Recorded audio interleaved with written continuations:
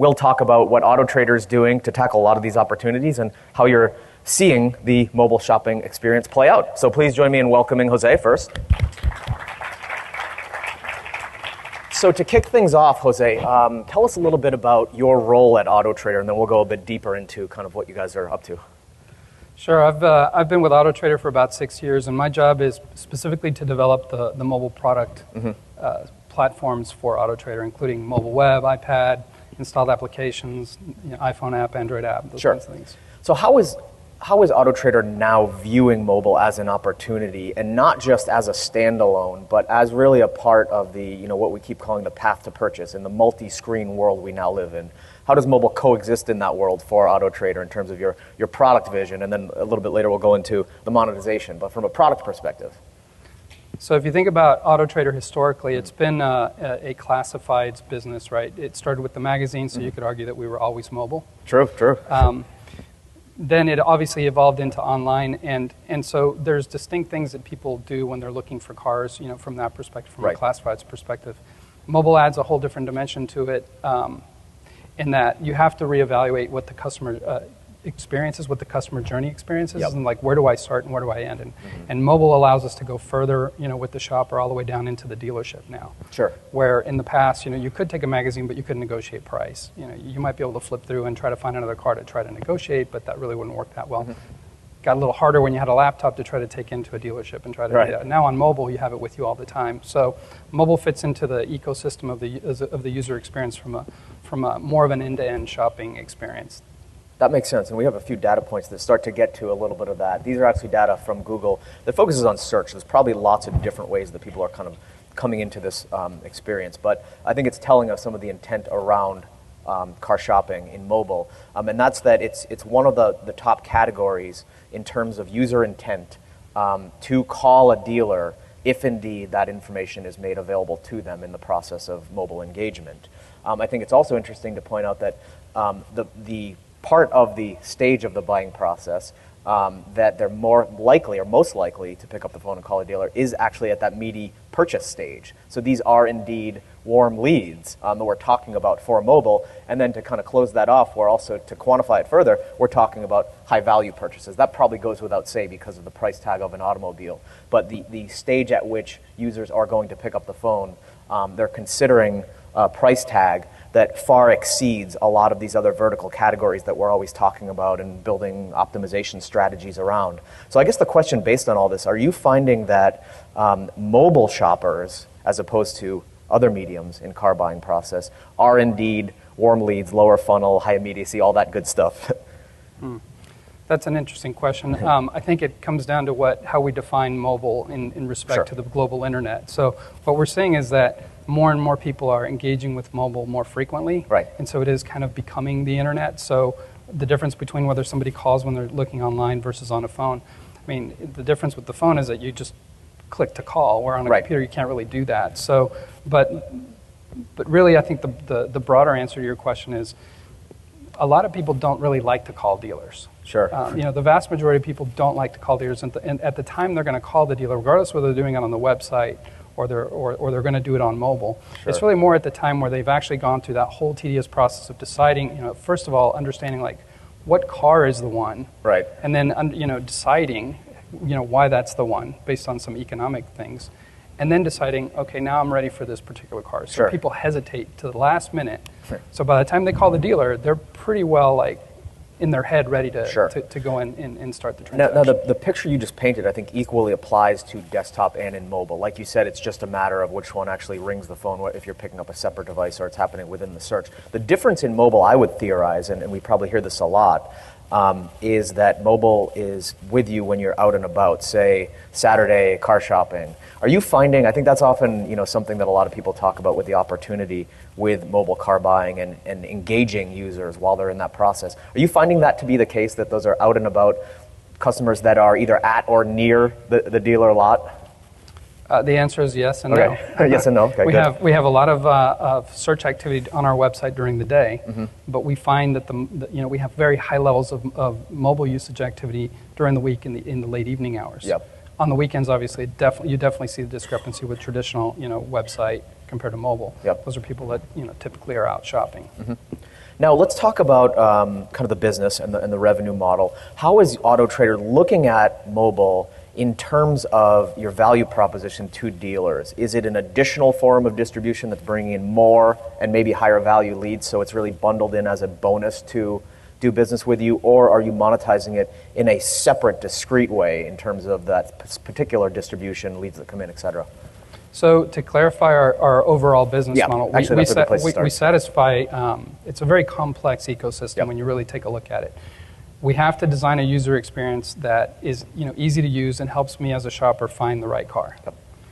We've got 500,000 private sellers, people that are individuals that are listing their car for sale, so we have to satisfy their unique needs. How do their cars stand out?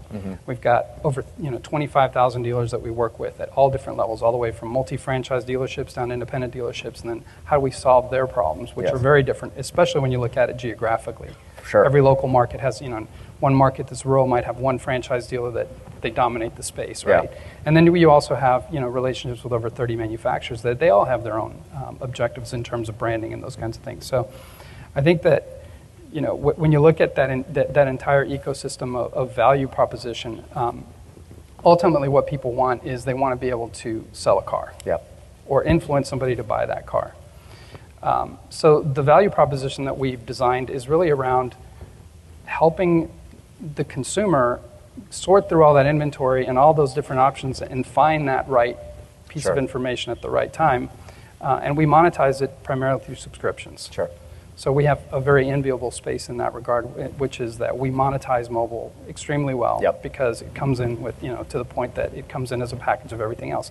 Now, mobile also now provides some different opportunities for us to create some new monetization capabilities because of the time and location aspects of it, which is what we're getting into now. So how does that play out? What are the types of things that make it an incremental opportunity? Is it different forms of engagement for the user because they're out and about, or what do you mean by the different ways you're... So, I would challenge you to go into any dealership right now, and the first thing you're going to probably do, which most people do, is they pull up their phone, they try to find that dealer's mobile website. Well, 9 times out of 10, either they don't have one or they have a responsive designed website, which doesn't really work very well on a phone. And because it was never designed for that. So there's an opportunity there for us to create some additional value to that dealer with better optimizations from that particular basis. From a national advertiser perspective, there's other options which are like around delivering, targeted advertising at dealership lots. Like maybe from, when you're shopping for a Toyota Sienna, you could get, a targeted, ad delivered to you as a registered user on AutoTrader that's from Honda that says, check out the difference between the Honda Odyssey versus, right while you're on the lot. Interesting. Now, I want to drill down on 2 things you just said there. One, which is the geo-targeted component, because you probably have, like you mentioned earlier, different dealers that are competing in different markets. They might have an addressable market that's a 30-mile radius, or they might have it larger in rural areas and confined in urban areas. So the geographic targeting you're doing, since that's really the theme of this whole session and this conference, are you really getting granular with where you're pinpointing different types of ads? And then what those ads are, I want to go into next, but first the where.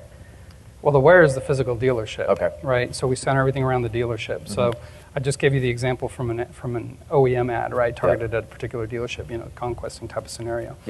There's other options that we're looking at, obviously, with dealers, which is really more like, geofencing. When you're driving by a dealership, you're a registered user, you've selected certain cars, and you say, when I'm out driving around, if there's a dealership that has a car like what I'm looking for, send me an alert.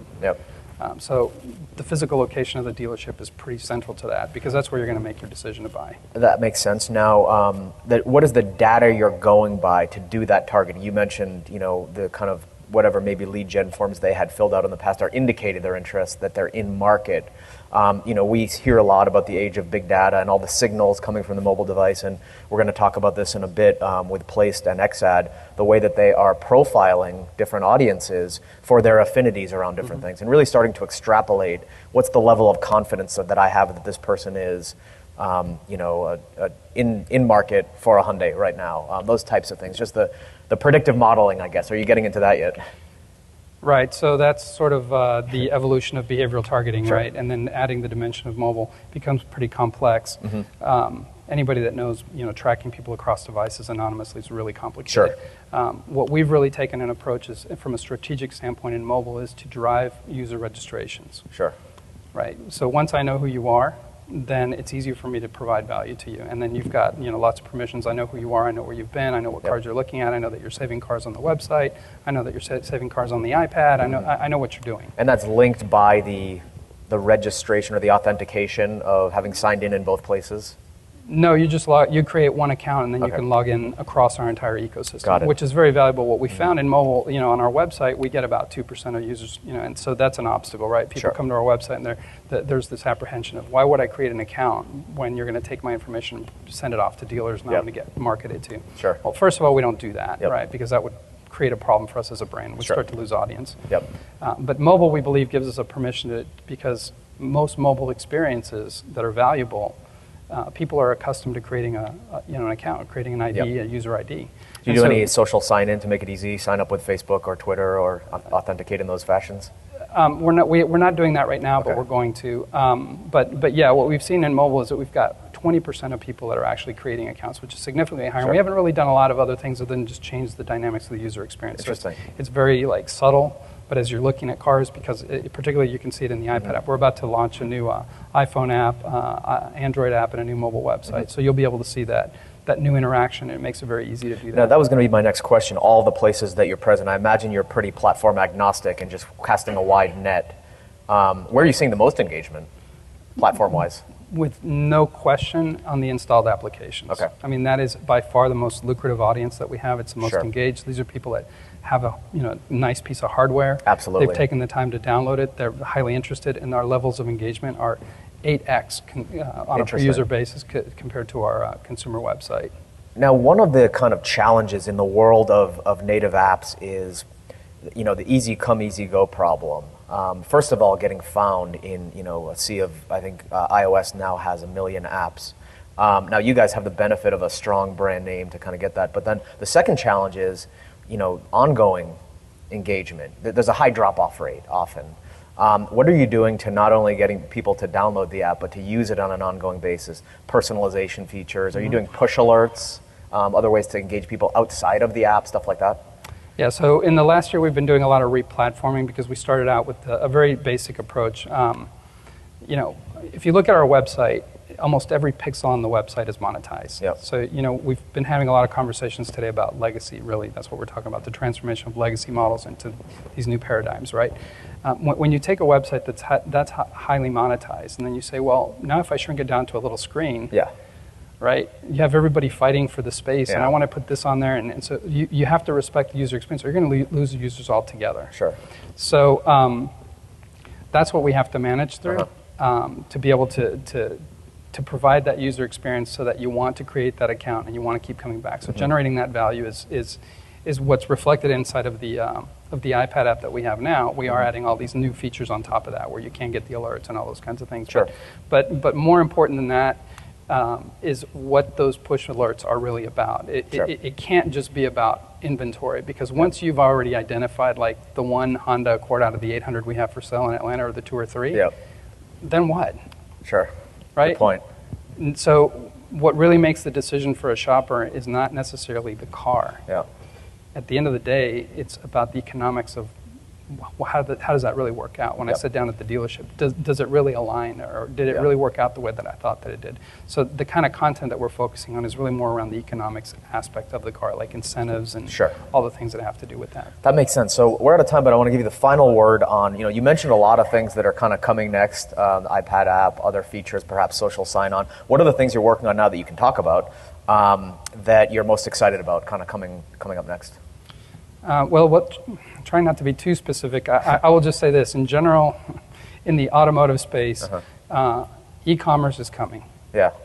The ability for you to actually buy a car or negotiate a car online is coming. Interesting. And it's not only coming from us, it's a movement within the automotive industry. Sure. So you'll see that coming out in different versions from different people and different companies in the space. Am I right to picture, Oculus VR, kind of virtual reality car tour type of situation, or is that further off? That's an entirely different. Right. I had a meeting with a guy last week, and they're about to launch what they call the 3D internet, which he says is like they've already developed it. It's like the Matrix. Yeah. That's a little too far for me, man. Yeah. Right now, I mean, with all the stuff that we're talking about delivering content and coupon and different things to people in real time. Yeah. For us, what we're trying to do is figure out how do we reduce the friction of the pain points of car shopping, and there's a lot of them. Of course there are. Yeah. And mobile allows us to do that, but at the same time, we make money from advertisers that are particularly dealers. Sure. So it's managing and harmonizing that. It's always hard to serve two masters, and you're somewhere in the middle. But that's great. I think you guys are doing really a lot of interesting things. So please join me in thanking Jose.